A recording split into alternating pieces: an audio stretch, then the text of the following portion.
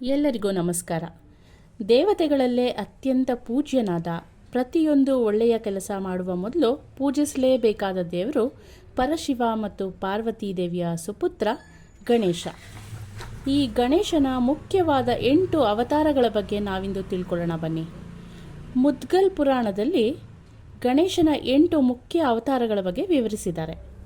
ಗಣೇಶ ತನ್ನ ಮೊಟ್ಟ ಮೊದಲ ಅವತಾರ ವಕ್ರತುಂಡನ ಅವತಾರದಲ್ಲಿ ಸಿಂಹವನ್ನು ತನ್ನ ಓಡಾಟದ ವಾಹನವನ್ನಾಗಿಸಿಕೊಂಡು ರಾಕ್ಷಸ ಮತ್ಸ್ಯರಾಸುರನನ್ನು ಶರಣಾಗಿಸಿಕೊಂಡ.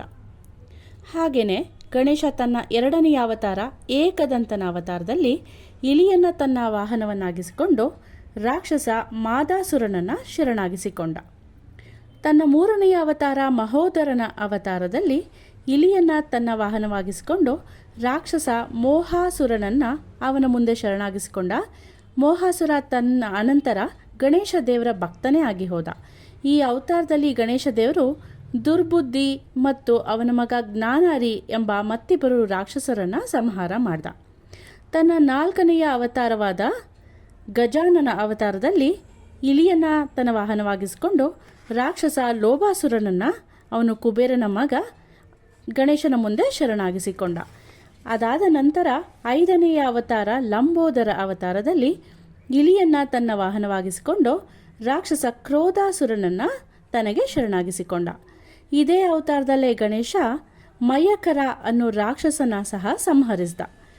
ನಂತರ ತನ್ನ 6ನೇ ಅವತಾರ ವಿಕಟ ಅವತಾರದಲ್ಲಿ ನವಿಲನ್ನು ತನ್ನ ವಾಹನವನ್ನಾಗಿಸಿಕೊಂಡು ರಾಕ್ಷಸ ಕಾಮಾಸುರ ತನಗೆ ಶರಣಾಗುವಂತೆ ಮಾಡಿಕೊಂಡ. ತನ್ನ 7ನೇ ಅವತಾರವಾದ ವಿಘ್ನರಾಜನ ಅವತಾರದಲ್ಲಿ ಶೇಷನಾಗನನ್ನು ತನ್ನ ವಾಹನ ಮಾಡಿಕೊಂಡು ಮಮಾಸುರ ಅನ್ನೋ ರಾಕ್ಷಸನನ್ನು, ಈತನಿಗೆ ಇನ್ನೊಂದು ಹೆಸರಿದೆ ಈ ರಾಕ್ಷಸನಿಗೆ, ಅದು ಮಮತಾಸುರ ಅಂತ, ಈ ಮಮಾಸುರ ಅನ್ನೋ ರಾಕ್ಷಸನ ತನಗೆ ಶರಣಾಗುವಂತೆ ಮಾಡಿಕೊಂಡ.